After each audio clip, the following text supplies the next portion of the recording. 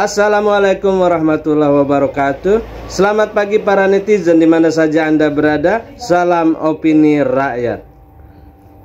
Assalamualaikum warahmatullahi wabarakatuh. Ini adalah pesan untuk warga Jakarta yang amat saya cintai. Pesan ini dari hati ke hati untuk saudara-saudara sekalian, ibu dan bapak, keluarga-keluarga yang tinggal di Jakarta.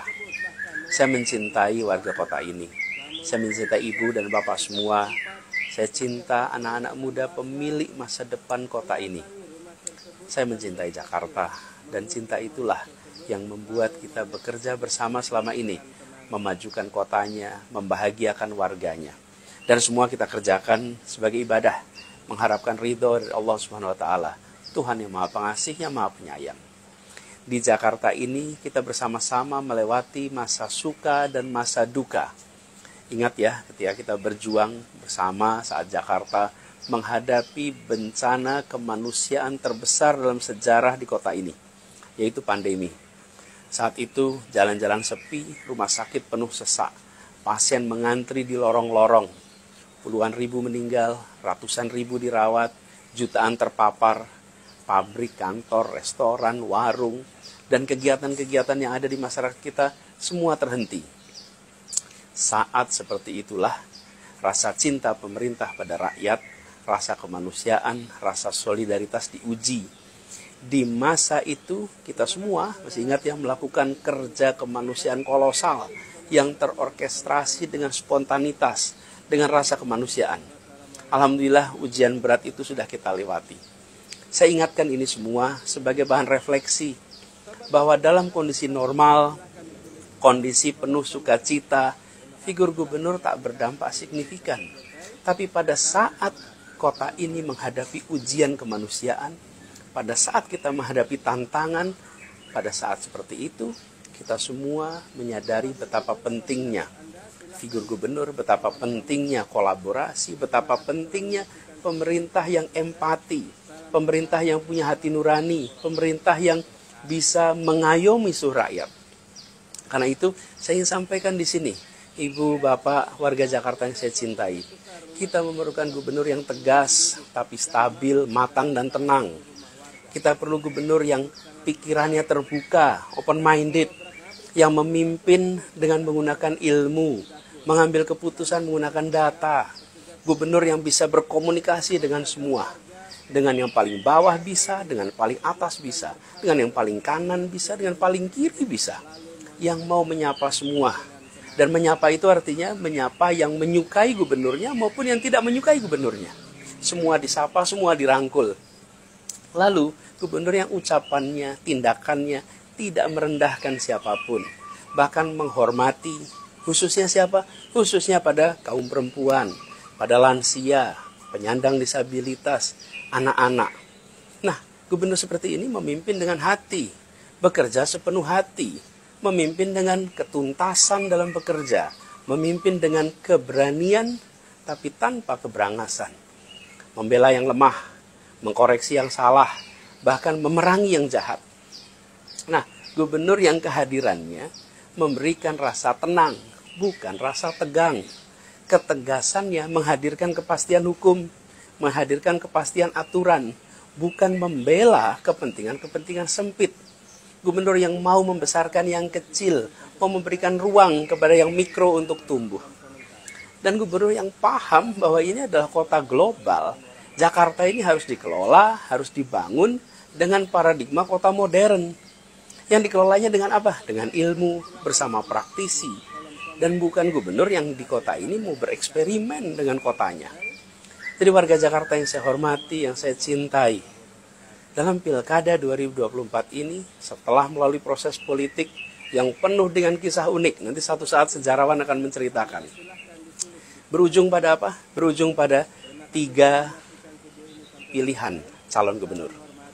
Dan dalam semua pilkada, pilihan apapun, tidak ada pilihan yang sempurna. Di sini juga begitu, tidak ada calon yang sempurna, tidak ada partai yang sempurna, tidak ada pendukung yang sempurna.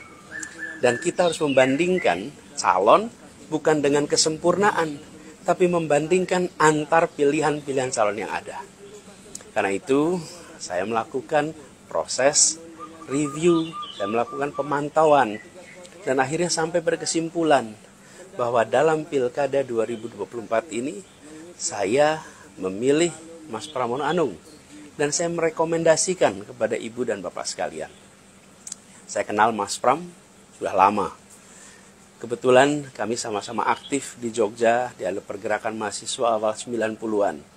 Bahkan saat beliau menemani istrinya melahirkan anak pertama, beliau minta saya datang ke rumah sakit menemaninya. Jadi lahirnya anak pertama saya ikut menyaksikan. Saya kenal karakternya, saya kenal pikirannya, ya santun, kerja serius, kerja tuntas, pembawaannya pun tenang, stabil, komit pada janji, dan punya pengalaman yang panjang, di mana di politik, di pemerintahan. Dan dalam proses kampanye kemarin kita menyaksikan, ia berkomunikasi dengan semuanya, mau menjangkau semua. Nah, kalau mau komunikasi dengan semua, itu artinya insya Allah bisa diterima dengan semua. Dan ada satu hal yang penting di Jakarta ini, minim kontroversi, urusan yang kecil-kecil, minim kontroversi seperti itu. Nah, dalam Pilkada 2024 ini, saya melihat Mas Pram yang paling tepat untuk menjalankan peran yang tadi saya jelaskan tentang gubernur, yang paling pas dengan harapan tentang bagaimana seorang gubernur menjalankan tugas di kota yang penuh dengan tantangan dan kompleksitas ini. Karena itu bagi saya, ketika memilih Mas Pram di Pilkada ini bukan eksperimen, ini bukan coba-coba. Dan saya bersyukur sekali melihat Mas Pram dalam kampanye selama ini banyak menyebutkan paradigma modern di dalam pembangunan kota, dan menunjukkan dengan tegas di hadapan publik tentang keberpihakan pada prinsip-prinsip keadilan, prinsip kesetaraan, dan menjanjikan keberlanjutan program-program kami dulu di Jakarta. Dan ini semua disampaikan di publik, bukan dalam percakapan private, sehingga bisa ditagih rame-rame. Karena itu, ibu, bapak, saudara-saudara sekalian, warga Jakarta yang saya sangat cintai, mohon berkenan untuk memikirkan rekomendasi ini. Jadikan ini sebagai bahan pertimbangan bagi ibu, bapak, saudara sekalian di dalam mengambil keputusan, di dalam menentukan pilihan yang akan jatuh beberapa hari lagi. Dan perlu saya ingatkan kepada semua, menjelang pilkada sering ada pembagian barang-barang. Jangan sampai ada pembagian sembako, ada pembagian uang, yang itu semua mengubah pilihan, yang itu semua menjadi penentu pilihan. Pilihannya jangan ditentukan oleh sembako, jangan ditentukan oleh pembagian uang, tapi pilihlah calon untuk kebaikan keluarga, untuk kebaikan warga, untuk kemajuan kota kita tercinta. Dan saya sampaikan rekomendasi memilih Mas Pram dan Bang Dul Rano Karno dalam Pilkada 2024 ini sebagai bagian dari rasa cinta saya pada ibu, pada bapak, dan saudara sekalian warga Jakarta. Dan rasa cinta saya pada masa depan kota Jakarta. Rasa rindu tentang dikembalikannya prinsip keadilan, prinsip kesetaraan dalam pembangunan kota ini. Kami rindu betul bagaimana keadilan kesetaraan dikembalikan di kota ini. Karena itulah saya percaya Mas Pram dan Bang Dul insya Allah akan mampu membawa Jakarta menjadi kota yang maju, warganya bahagia, dan berkah untuk semua, dan insya Allah makin menyala. Semoga Allah Subhanahu wa Ta'ala terus mendekatkan setiap kita dengan sifat ikhlas, dengan amanah dan istiqomah. Dan semoga Allah Subhanahu wa Ta'ala merahmati kota Jakarta dan melindungi kita semua. Salam hangat, salam ta'zim untuk setiap keluarga di Jakarta. Assalamualaikum warahmatullahi wabarakatuh.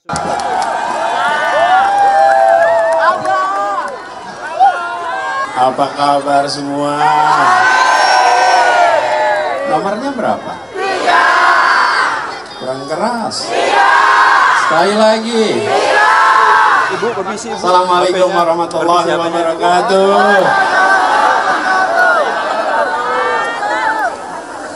Mas Pramono Anung yang saya hormati, Bang Dul yang saya hormati, Bang Dul Rano Karno ya, Bang Syahrin Hamid, dan seluruh keluarga besar, warga kota yang saya cintai.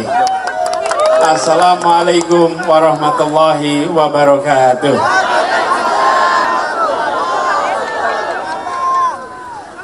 Mengapa kita berkumpul sore ini? Mengapa kita berkumpul di sini? Karena apa?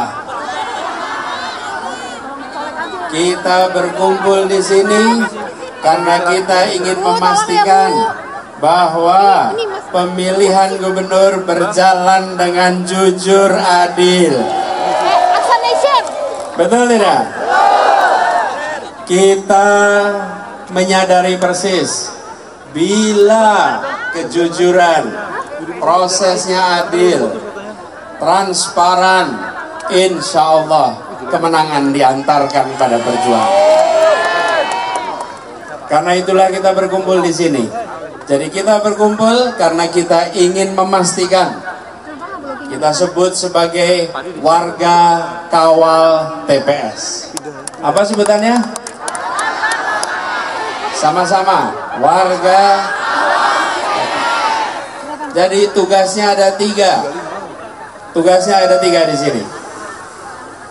Pertama, ajak seluruh lingkungan kita untuk daftar, untuk hadir pada saat pemilihan nanti.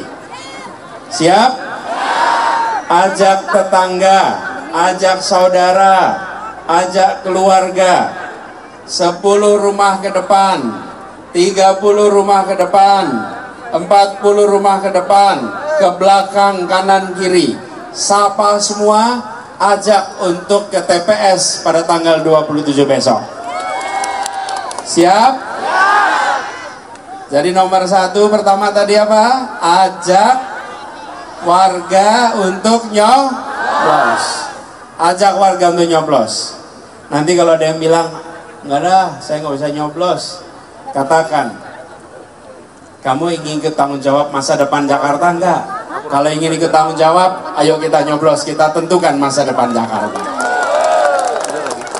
Yang kedua, mulai hari ini sampai tanggal 27 besok, awasi lingkungan kita, jaga lingkungan kita. Siap? Kenapa harus dijaga? Pernah dengar tidak ada yang suka bagi-bagi menjelang pilkada? Pernah? Bagi-bagi apa? Ya. Tuh, nah, kabari semuanya. Pilihan jangan pernah berubah gara-gara pembagian apapun juga. Betul? Jaga lingkungan ini. Dari sekarang diberitahu, hati-hati ya. Jangan sampai masa depan kita jadi suram hanya karena kebahagiaan sejenak. Jadi, kalau ada yang melakukan, ingatkan pada warga, jangan berubah hanya karena ada